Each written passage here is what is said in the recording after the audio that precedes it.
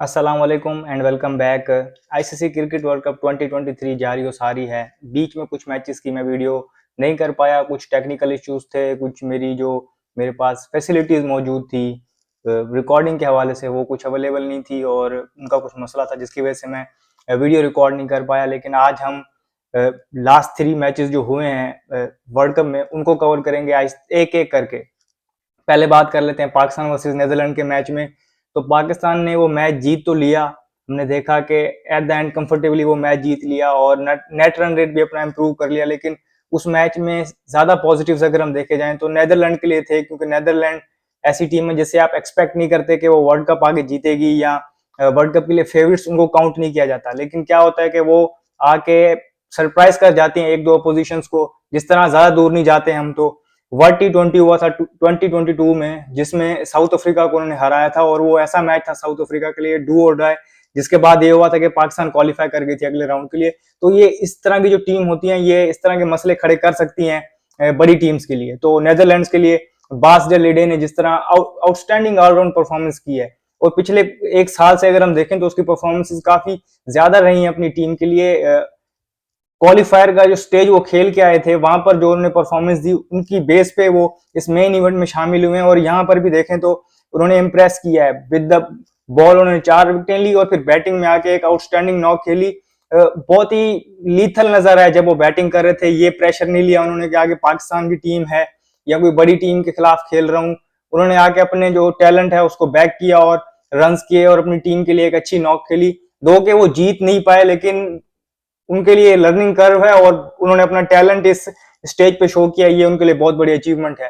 Captaincy के point of view से देखा जाए तो वो भी नेदरलैंड के कैप्टन ने स्कॉट एडवर्ड्स जो है उन्होंने बड़ी अच्छी कैप्टेंसी की, बॉलिंग चेंजेस अच्छी थी, फील्ड प्लेसमेंट अच्छी थी। पाकिस्तान के अगर पॉइंट ऑफ व्यू से देखा जाए तो पॉजिटिव्स ये हैं कि मिडिल ऑर्डर्स ने रन किए। साउथ शकील डेब्यू पे उन्होंने बहुत आउटस्टैंडिंग इनिंग खेली और जिस तरीके से खेली, जिस इंटेंट से खेली, ये इंटेंट इस वर्ल्ड कप में बहुत जरूरी होगा, क्योंकि at the end of the day हम देखेंगे कि 350 रन भी चेज हो रहे होंगे। तो जो 20 टू 30 रन का जो मार्जिन है वो हमें उन ओवर्स में 11 टू 40 ओवर्स में उसमें कवर करना पड़ेगा। तो साउथ शकील और रिजवान ने वो इंटेंट शो किया और नीचे से हमने देखा कि नवाज और शादाब ने परफॉर्मेंसेस दी और फिर पाकिस्तान ने वो मैच 82 रन से जीत लिया। अब हम बात करते हैं, आगे बढ़ते हैं तो बात करें तो बांग्लादेश और अफगानिस्तान वाला मैच एक लो स्कोरिंग मैच था। बताया यह गया था टॉस पे कि जो पिच होगी धर्मशाला की वो बाउंस और उसमें हम सीम देखने को मिलेगा, लेकिन अपोजिट हुआ ये कि स्टार्ट में बांग्लादेशी पेसर्स को कोई सपोर्ट नहीं मिली। तो अफगानिस्तान वाले हम कह सकते हैं अच्छे स्टार्ट से खेल रहे थे और उनके जो मेन बैट्समैन है, जो उनके ओपनर्स हैं गुरबाज और रहमतुल्लाह, वो बड़ी अच्छी बैटिंग कर रहे थे। लेकिन जब स्पिनर्स आए तो हमने देखा कि स्पिनर्स ने वहां डोमिनेट किया और एट द एंड वो 150 ऑड रन पे ऑल आउट हो गए। और फिर जब बांग्लादेश बैटिंग करने आई तो हमने देखा कि बांग्लादेश वालों ने वो टारगेट रिलेटिवली बड़ी इजीली चेस कर लिया और वो मैच वो 6 विकेटों से जीत गए। मेहदी मिराज की आउटस्टैंडिंग ऑलराउंड परफॉर्मेंस, पहले उन्होंने बॉल से 3 विकेटें ली और उसके बाद बैटिंग में 50 स्कोर की, जिसकी वजह से उनकी टीम जीत पाई। नाजमुल हसन शांटू ने भी अच्छी बैटिंग की, शाकिब उल हसन ने अच्छी बॉलिंग की। अब गोइंग फॉरवर्ड अफगानिस्तान के लिए ये है कि यहाँ पर उनके स्पिनर्स को असिस्टेंट मिलेगी बहुत सारी पिचेस पे, लेकिन उनको उनकी बैटिंग को स्टेप अप करना पड़ेगा, उनको रन्स करने पड़ेंगे।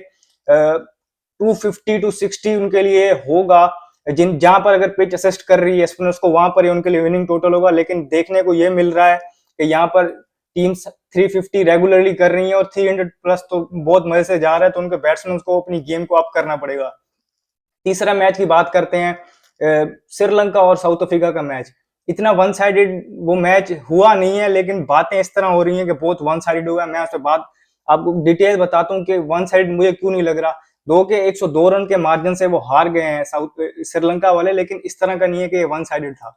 अब बात यहाँ पर यह है कि श्रीलंका के पास अगर हम बात करें कि जब वर्ल्ड कप में आ रहे थे तो ऑलरेडी उनको काफी सारी इंजरीज का सामना था और फिर जब एशिया कप उन्होंने खेला उसके बाद कुछ और इंजरीज भी हो गई, जिसकी वजह से उनकी जो बॉलिंग लाइन है वो बहुत ज्यादा बैडली, जैसे हम कहते हैं, डिस्टर्ब हुई है और उनके जो मेन बॉलर्स हैं वो अवेलेबल नहीं है और उनके पास एक इनएक्सपीरियंस बॉलिंग लाइन है, जो कि कल शो हुआ जब वो खेल रहे थे। अब यहाँ पर साउथ अफ्रीका ने बड़ा अच्छा कैश इन किया। स्टार्ट में जब उन्होंने देखा कि श्रीलंका के बॉलर अच्छी लाइन पे बॉल कर रहे हैं तो उन्होंने क्विंटन डिकॉक ने और वेन ड्यूसन ने देखा कि हमें पिच पे टाइम लेना चाहिए, फिर जाके हमारे पास बैक एंड पे बैट्समैन जैसे मौजूद हैं और हमारे पास इस फायर पावर है कि हम उसको कैश इन कर सकते हैं। तो वही हुआ, उन्होंने एक स्टेबल बेस दी। हम जानते हैं कि क्विंटन डी कॉक किस तरह के बैट्समैन है, अगर एक दफा वो क्रीज पे खड़े हो जाते हैं और जब फिर वो अपनी शॉट्स खेलने पे आते हैं तो वो तबाही मचाते हैं। हमने देखा कि उन्होंने फिर एक डिस्ट्रक्टिव 100 स्कोर किया। वैन ड्यूसन ने भी एक अच्छी पेस पे रिलेटिवली हम कह सकते हैं कि 100 स्कोर किया, लेकिन उसके बाद हम बात करें जो एडन मार्करम ने आके 49 बॉल्स पे जो 100 मारा है, जो ये ओडीआई वर्ल्ड कप का फास्टेस्ट 100 है। इन्होंने केविन ओब्रायन का रिकॉर्ड बीट किया जो उन्होंने इंग्लैंड के खिलाफ बनाया था 2011 में। तो वो 100 ऐसा था कि उसके बाद ऐसा प्लेटफॉर्म मिल गया कि जो उनके फिनिशर्स हैं, जो हम देखेंगे इस टूर्नामेंट में, हेनरिक क्लासन और डेविड मिलर लीथल किस्म के उनके फिनिशर्स हैं, उन्होंने आके उस चीज को कैश इन किया और स्कोर को 428 के एक बहुत ही मतलब कह सकते हैं कि टीम की रीच से आउट होता है ऐसा स्कोर 428 स्कोर किया। ये वर्ल्ड कप की हिस्ट्री का highest ODI score, ODI world cup की हिस्ट्री का हाईएस्ट स्कोर था ये किसी भी टीम के लिए, 428 रन का।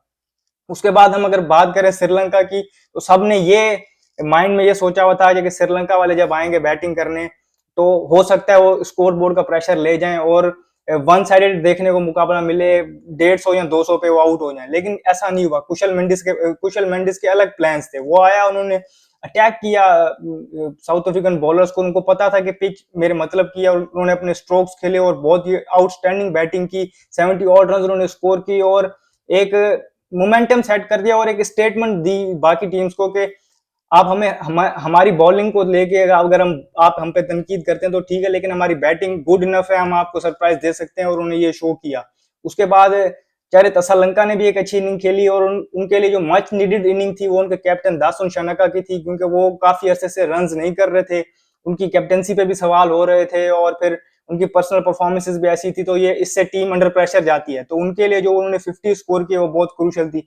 बिल आखिर वो 326 पे ऑल आउट हो गए और 102 रन से वो मैच तो हार गए। लेकिन अभी 102 रन से अगर हम किसी फैन ने जिसने मैच देखा नहीं होगा, हम उसे बताएंगे भाई श्रीलंका 102 रन से हार गई है, तो हाँ ये लगेगा यार ये तो वन साइडेड है, बहुत बड़ा मार्जिन है। लेकिन 428 चेस करते हुए उन्होंने 326 बनाया और ये इतना आसान नहीं। बोलना बहुत आसान है, एक मैच में ये इतने सारे रन्स बने हैं। रिकॉर्ड है कि एक मैच में 745 रन्स बने और सिर्फ 94.5 ओवर्स हुए हैं। तो ये एक रिकॉर्ड सेट हुआ है और इस तरह की पिचेस देखने को मिलेंगी। आप ये देखें, कंट्रास्ट देखें कि एक तरफ हमें दिल्ली में पिच मिली जहां पर ये 745 रन हुए हैं और दूसरी तरफ धर्मशाला की पिच देखें तो वहां पर 150 स्कोर किस तरह हुआ है। तो इस तरह की डाइवर्सिटी मिलेगी। टीम्स को अपनी गेम को अप रखना पड़ेगा और उनको कॉम्बिनेशन अपने अच्छे तरीके से खिलाना पड़ेगा।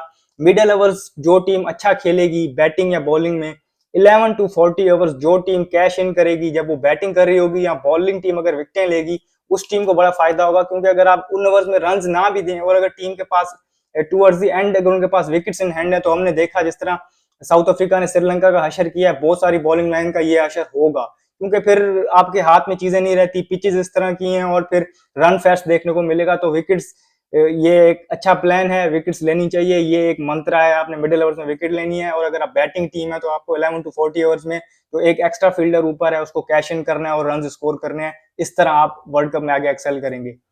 आने वाली वीडियोस में हम मजीद मैचेस पे बात करेंगे जो आगे होंगे और कोशिश करेंगे रेगुलरली मैचेस पे बात करते रहें ताकि बर्डन ना रहे। अभी तक के लिए इस वीडियो में इतना ही। मुझे दीजिए इजाजत। शुक्रिया। अल्लाह हाफिज।